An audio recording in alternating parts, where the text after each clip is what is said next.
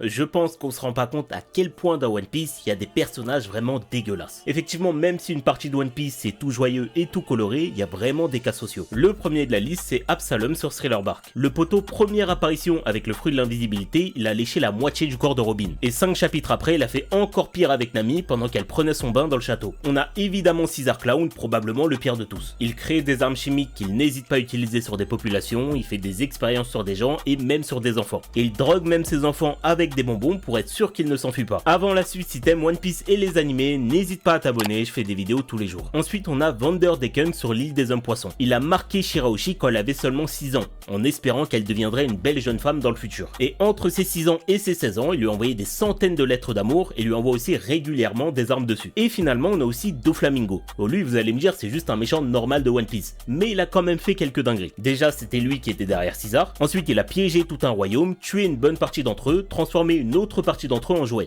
Jouets que tout le monde a oublié. On sait que quand Baby Five avait un petit ami, il rasait des villes entières pour le retrouver et le tuer. Juste parce que c'était son petit ami. Et aussi, il a profité de la détresse de Viola, la fille du royaume qu'il a renversée. On sait qu'elle lui a promis de faire ce qu'il veut s'il laissait son père en vie, et dans un SBS, Oda nous révèle qu'ils avaient une relation.